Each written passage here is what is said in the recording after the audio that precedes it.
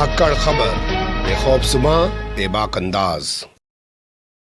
धाकड़ खबर के news room से मैं आपके साथ हूं। अकरम रईस खान धर्म संसद के नाम पर जिस तरीके का जहर उगला गया है, वो तमाम चीजें देश ही नहीं पूरी दुनिया के सामने आ रही हैं। उसके बाद भी चीजें घट नहीं रही हैं, बढ़ रही हैं। कुछ ऐसी तस्वीरें आपके लिए लेके आया हूं जिन्हें आप देखेंगे कि अभी भी उसी अंदाज में बात की जा रही है, उसी टोन के साथ बात की जा रही है। और बात का यह सिलसिला उत्तराखंड से निकलकर उत्तर प्रदेश से होते हुए मध्य प्रदेश, छत्तीसगढ़ और झारखंड तक पहुंच गया है।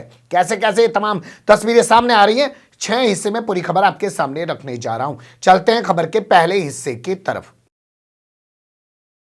खबर के पहले हिस्से में हरिद्वार की बात कर लेते हैं। एफआईआर जरूर दर्ज कर ली गई है, उसमें रामदास का नाम ऐड कर दिया गया, अन्नपूर्णा का नाम ऐड कर दिया गया, लेकिन अभी तक किसी को गिरफ्तार नहीं किया गया। सोचिए, अगर ये लोग किसी धर्म विशेष के होते तो अब तक इनके घरों पर बुलडोजर चल गया होता और इन पर एनएसए लगा दिया गया होता, यूएपीए लगा दिया गया होता, गैंगस्टर लगा दिया गया होता और ना जाने क्या क्या कार्रवाई कर दी गई होती। लेकिन अभी तक कोई जानकारी नहीं मिल पा रही है कि किसी के खिलाफ कोई एक्शन लिया गया है। वहीं यति नरसिम्हानंद सरस्वती उर्फ यति नरसिम्हानंद गिरी, जिसने इस पूरे प्रोग्राम को आयोजित कराया था, वो डिबेट शो में बैठकर राष्ट्रपिता महात्मा गांधी को कह रहा है कि वो सबसे बड़े गंदगी थे। उन्हें अपने घर की महिलाओं को भी नहीं छोड़ा, अपने आसपास की महिलाओं को भी नहीं छोड़ा और गॉडसे एक महान था और वो उसको फॉलो करता है। सुन लीजिए यति नरसिम्हानंद की जबानी। देवता तुल्य मानता हूं गॉडसे जी को। गॉडसे जी बहुत हमारे प्रात स्मरणीय है, वंदनीय है, तो गॉडसे जी का बहुत बहुत सम्मान। और गांधी तो देखिए, गांधी तो एक गंदगी का ढेर था। गांधी कुछ था थोड़ी, गांधी तो एक गंदगी का ढेर था। गांधी अपने परिवार की महिलाओं को नहीं छोड़ा, जो उसके विश्वसनीय साथी थे उन्हें नहीं छोड़ा। ये राष्ट्रपिता बनने के लायक है? ये तो राष्ट्र का बुरा कपूत है। गांधी गांधी करते रहो, गांधी गांधी करते रहो। गांधी ने हमारी लाखों औरतों के साथ बलात्कार करवाए। तो ये तेवर, ये टोन देख के आपको अंदाजा हो रहा होगा कि क्या इस शख्स को कोई डर है। इसके खिलाफ पूरे उत्तर प्रदेश में दर्जनों मुकदमे दर्ज हैं, अकेले गाजियाबाद के अंदर कई सारे मुकदमे दर्ज हैं। आपको यह भी पता होगा कि गाजियाबाद पुलिस ने इसके खिलाफ गुंडा की कार्रवाई कर रखी है, लेकिन अभी ये जूना अखाड़े का महामंडलेश्वर बन चुका है। और एफआईआर हरिद्वार में दर्ज होने के बाद भी टीवी पर बैठकर, डिबेट शो में बैठकर जहर उगल रहा है। क्यों उगल रहा है, यह आपको खुद समझ आ जाएगा, इसके बारे में बताने की जरूरत नहीं है। चलते हैं खबर के दूसरे हिस्से की तरफ। जब पुलिस कुछ नहीं कर रही है, तमाम वीडियो सामने आने के बाद भी और पूरी दुनिया के अंदर से आवाजें उठ रही हैं, तो 76 ऐसे नामचीन वकील सामने आए हैं जो हाई कोर्ट के अंदर काम करते हैं, जो सुप्रीम कोर्ट के अंदर काम करते हैं। उन्होंने एक पत्र लिख दिया है सीजेआई को, chief justice of India NB Ramana को, और कहा है कि इस पूरे मामले पर स्वतः संज्ञान लीजिए। जो धर्म संसद की आड़ में नफरत फैलाई गई है हरिद्वार में, और हिंदू युवा वाहिनी ने दिल्ली के अंदर जो प्रोग्राम किया है, जिसमें सुरेश चौहान के, जो सुदर्शन टीवी का संपादक अपने आप को बताता है, मुख्य संपादक बताता है, उसने किस तरीके का जहर उगला है, इस पूरे मामले पर आप ही कार्रवाई कीजिए। क्या सुप्रीम कोर्ट इस पर संज्ञान लेगा तो कब लेगा, जैसे भी होगा आपको रूबरू कराने की कोशिश करेंगे। लेकिन ये अपने आप में एक बड़ा अपडेट है कि अब सुप्रीम कोर्ट की दहलीज पर वकीलों द्वारा दस्तक दी गई है इस पूरे मामले को लेकर। तीसरा अपडेट जो है उससे आपको रूबरू करा देते हैं। गॉडसे को सलाम करता हूं, सही किया उसने गांधी की हत्या की। यह बड़बोलापन दिखाया गया है हरिद्वार के बाद छत्तीसगढ़ में। छत्तीसगढ़ की राजधानी रायपुर में भी एक धर्म संसद आयोजित की गई। 2 दिनों तक चलने वाली इस धर्म संसद के आखिरी दिन काली चरण नाम के एक महाराज ने जहर उगला है और कहा है कि मैं गॉडसे का भक्त हूं। भाई, इसे भक्त ही तो कहते हैं। सुन लीजिए उनकी जबानी। गांधी ने सत्यानाश पेल दिया। तो नाथुराम गोडसे जी को नमस्कार है। मुसलमानों की फुलफिल तैयारी है, आपकी तैयारी नहीं है। ये पुलिस वाले न होते तो अपना सत्यानाश हो चुका था। इसमें धर्मात्मा लोग हैं और महाराज जी हमारी साइड नहीं लेते। ये पुलिस वाले हमारी साइड नहीं लेते, हमको समझाते हैं कि तुम ज्यादा जुलूस मत निकालो, चिल्ला पुकारा मत करो, ये मत करो, वो मत करो, मुसलमान एरिया से भगवा रैली मत निकालो। ये पुलिस वाले हमको समझाते हैं। तो इसमें पुलिस वालों का कसूर लगता है क्या आप लोगों को? ना ना ना ना, पुलिस किसके गुलाम है? पुलिस के हाथ में हथकड़ियां है। पुलिस भी गुलाम है किसकी? प्रशासन।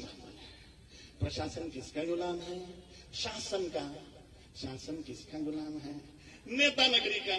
सुन लिया आपने, ये कालीचरण महाराज हैं जिन्होंने इस तरीके का मंच से जहर उगला है। जब वो जहर उगलकर यहां से चले गए, उसके बाद कांग्रेस के विधायक और गौ सेवा आयोग के जो अध्यक्ष हैं, जिनका नाम है महंत राम सुंदर दास, वो मंच पर पहुंचे और उन्होंने कहा कि मैं आयोजकों से ऐसी उम्मीद नहीं करता था कि उनके इस मंच से इस तरीके की बयानबाजी राष्ट्रपिता महात्मा गांधी को लेकर की जाएगी। सुन लीजिए उनकी जबानी भी।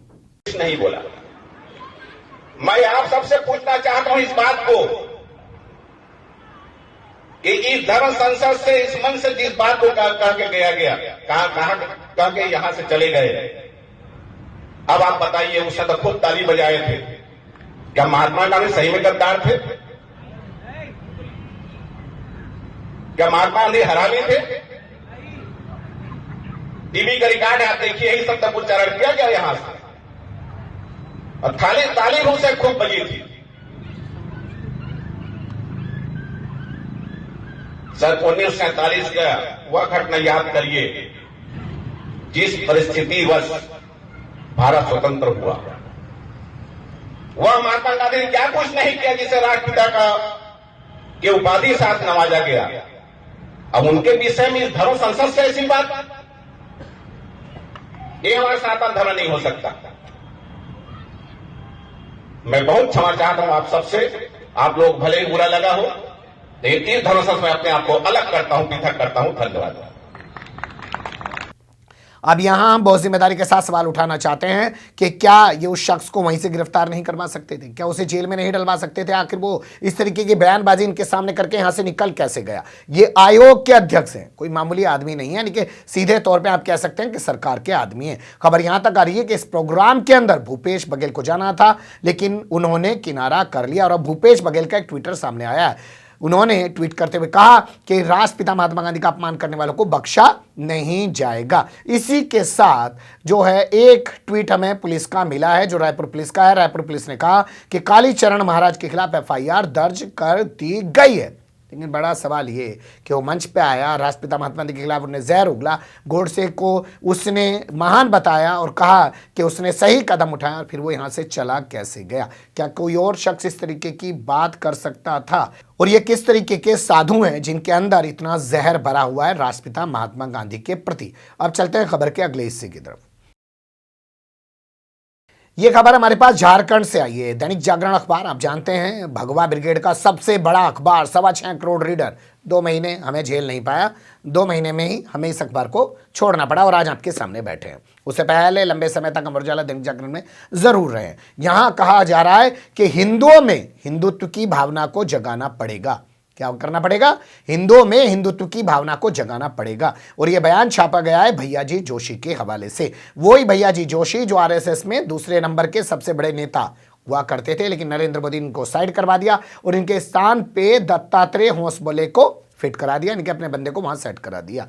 उसके बाद से ही आप तमाम चीजें देख रहे होंगे कि मोहन भागवत यदा कदा सरकार के खिलाफ किस तरीके के बयान देते हैं, और सरकार भी जो है वो आरएसएस से अलग होकर चलने की कोशिश करती है या आरएसएस को चलाने की कोशिश करती हुई दिखाई देती है। छोड़िए, उस मुद्दे पे अलग बात करेंगे। तो झारखंड की राजधानी रांची, वहां से एक खबर छापी गई है और इस खबर में कहा गया आज समाज हमारा हितैषी बनता जा रहा है, बनकर खड़ा हो गया है या बनकर खड़ा हो चुका है। ये तमाम चीजें कही हैं। अब जरूरत है हमें लोगों के अंदर अपने विचारों को डालने की और उन्हें हिंदू होते हुए हिंदुत्व के प्रति जागरूक करने की। ये बात विश्व हिंदू परिषद द्वारा आयोजित एक प्रोग्राम में कही गई है, जो दैनिक जागरण में छपी है।